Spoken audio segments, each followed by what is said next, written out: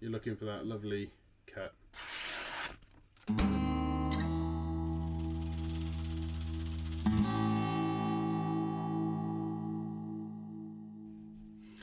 Welcome back to the channel, everyone. Thought I'd do a slightly different video today. So I've got a knife that I need to sharpen. It's a knife that, it's taken a bit of a tatering really. You know, every tool's a hammer unless it's a screwdriver, and then it's a chisel. Well, you know, I use my knives quite a lot, and for things that I probably shouldn't. You know, I'm not. They're tools for me. They do work, and although I like collecting some knives, they do get used well, and inevitably they're going to get damaged, worn, and potentially chipped or worse. So this knife here is the knife that I've got to sharpen. It's a Bocker knife. It's probably one of my favourite knives. It's really easy to fold. It's got sort of a mid-latching point there, so it doesn't fold straight away on your hand. It's got a nice little lug on either side of the blade that you can put your thumb on, which helps you open it with one hand, which is great. And it's got a really big handle with a recess just behind the blade, which is absolutely perfect for my big hands, because I have got massive hands. And even a small blade like this, which is a UK carry, has less than a 3-inch blade, and it's non-locking, so it is a UK legal knife. And pocket clip, you know, so yeah, it's sort of easy to fold in. It's just easy to use basically, which is why I use it all the time. But I don't know if you can see, there is some nasty chips on the side of it, which is a bit of a problem because it's now blunt as well, and it needs a complete reshape really, as well as a sharpen. I'll show you a couple of other knives that I've got. This is another Bocker UK legal carry. It's got a pocket clip on it. Slightly different steel in this one. I don't use it a lot. It's actually really heavy, which is something I don't really like if it's too heavy. It's got a very stiff blade on it. Again, it has got the middle latch point, which stops you snapping it on your fingers, but it's just, God, it's a monster, this thing. And yeah, you know, I think I'll probably use it if I, well, like now really, when this one's not very sharp, I will use this one as well, but it's just not my favourite knife. And then this one's a Mech Army. This is another knife that I really love. It's got quite an unusual blade shape on it. It's actually really good for cutting down if you need to do some more finesse work, and it's got a really nice place that you sort of put your finger on as you're drawing it. It's got a little slot in the blade there which helps you open and shut it.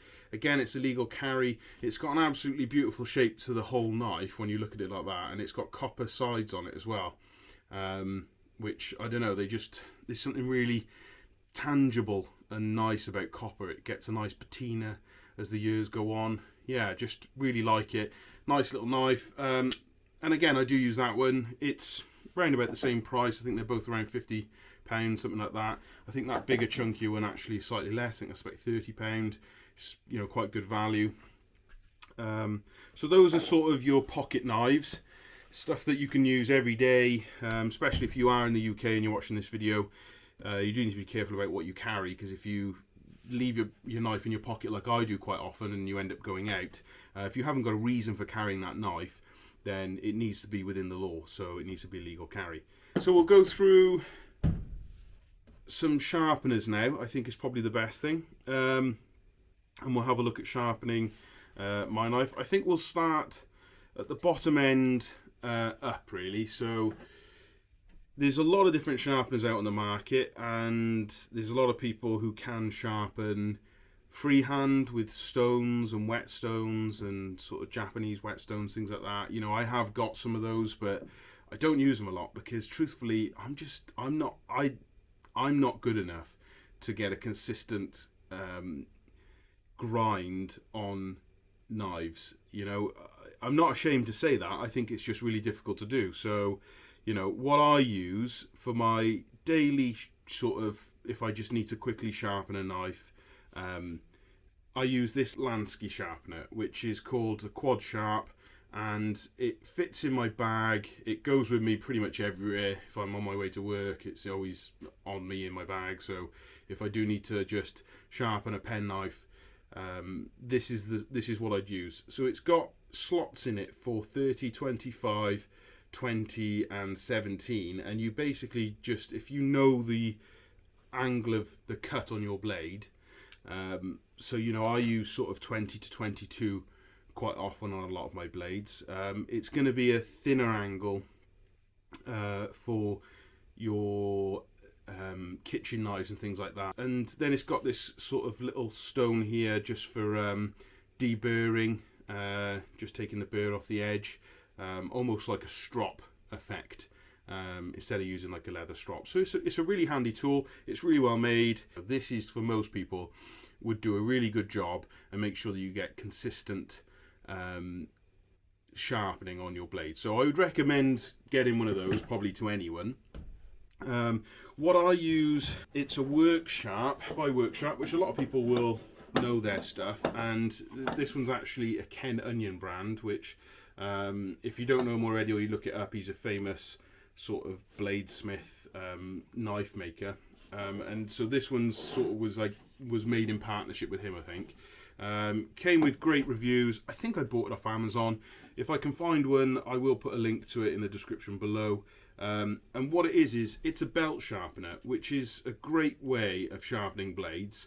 But the beauty of this one basically is that you can set the angles for what you want to grind the blade at, and it's really easy because you've got a speed control on the bottom just under here, and you just pull the trigger, and it's as simple as that.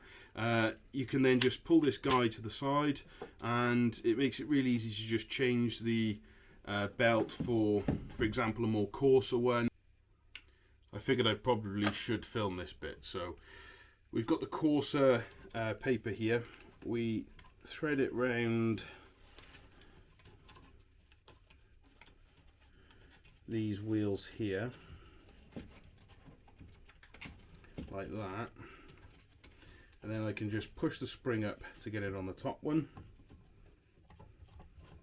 like so, and then push this back across, and away to go.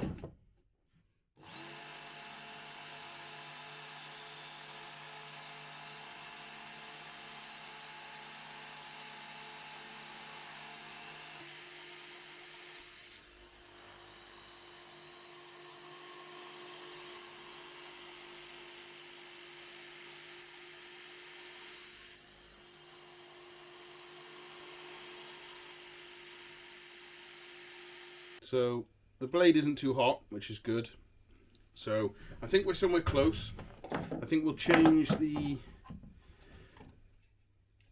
belt for something a little bit finer.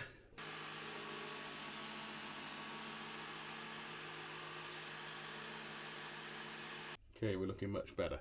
So for a normal penknife, this would probably be enough.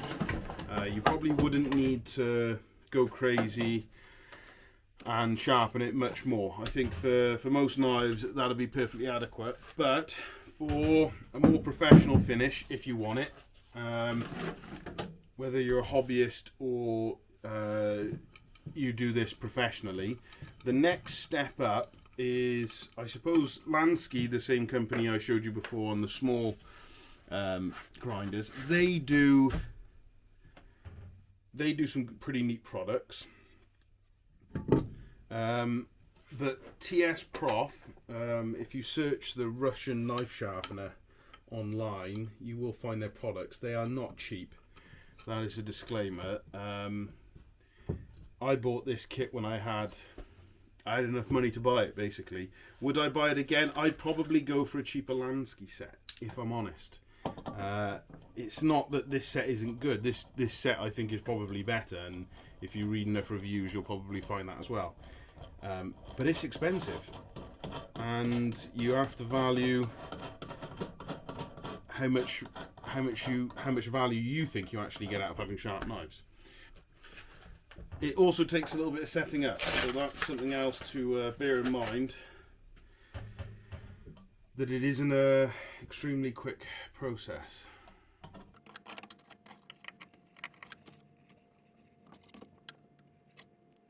what we're looking to do is we're looking to get the blade itself parallel with the clamp and about even on both sides.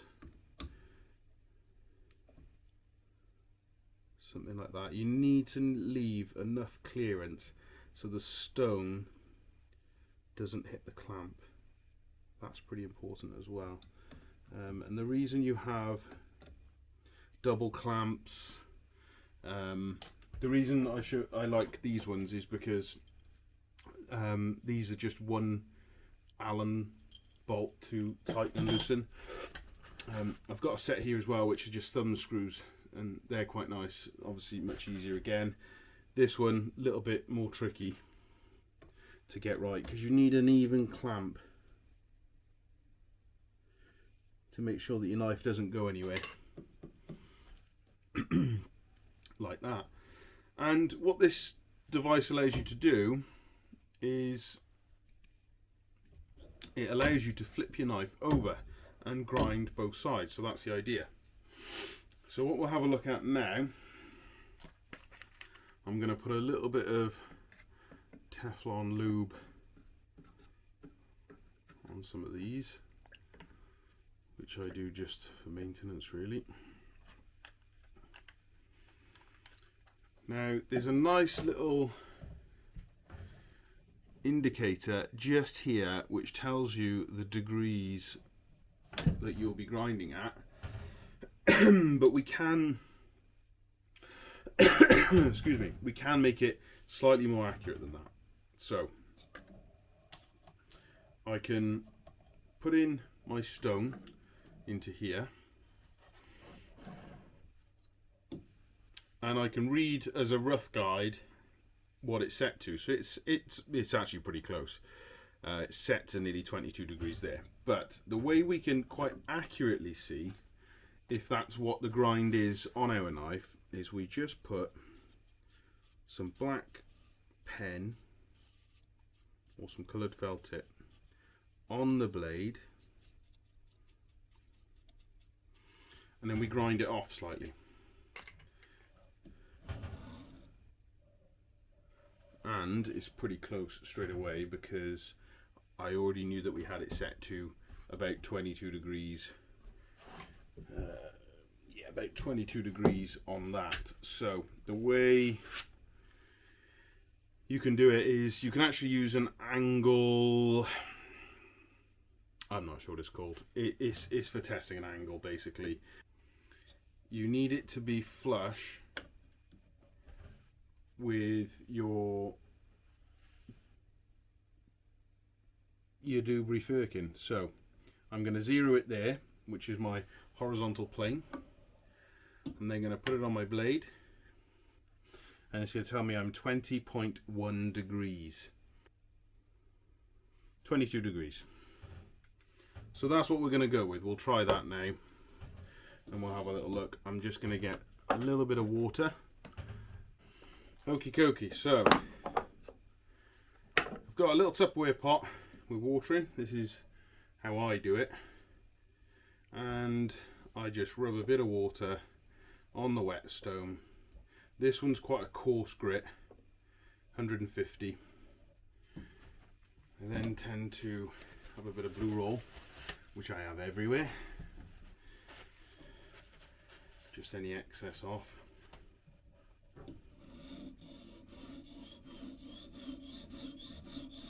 And we're just going to grind.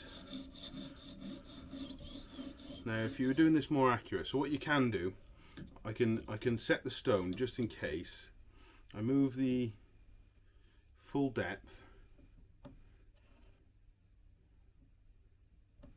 and I adjust this here so that when I pull down I can't go any further and come off the edge of the knife blade. And then I do exactly the same with this piece on top. Check it all the way over though, because you don't want it sliding off at any point. And then I can get good full strokes without the stone slipping off and me damaging the knife or the clamp or something. So I'm going to work on the point a little bit here, and then the idea is that I can then flip it over and I've got an identical edge, but nothing's changing. But quality is consistency with this. 2 hours later.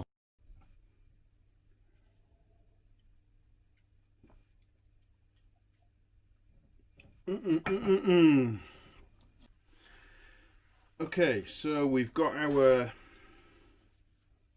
point back, we've got rid of our nicks in the blade, and now what we can do is we can swap from 150 grit, and we can work our way up the different grits now. So this one is 220.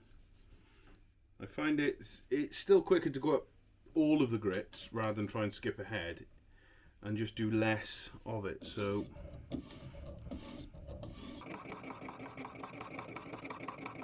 you get the idea. So we're going to go over it now and work our way all the way up the grits until we end up at our 1500 grit, and we should be polishing it, and then a quick strop and we should be done.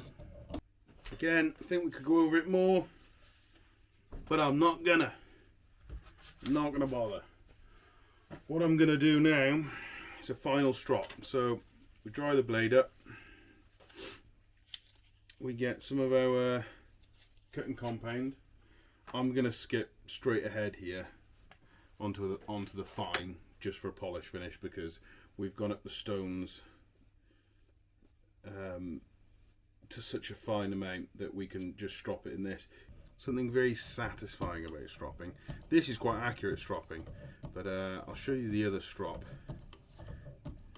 how you could use the paddle if you wanted. And that's good if you just quickly sharpen something and you just want to run a strop over each of your knives or just polish them up. That one works well. So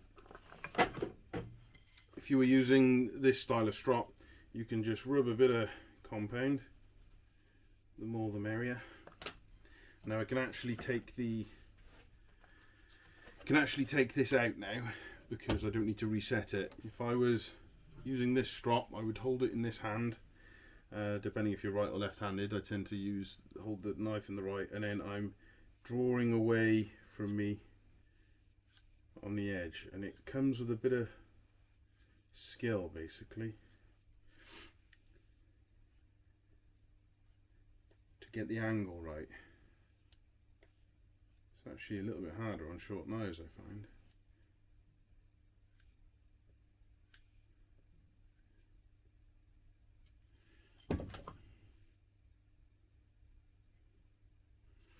So there you have it, one sharpened knife. And the test that you can do, everyone loves doing this test, getting a little bit of paper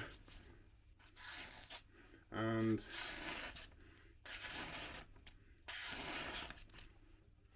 that's it. Thanks for watching the video, like and subscribe, and I will see you on the next one.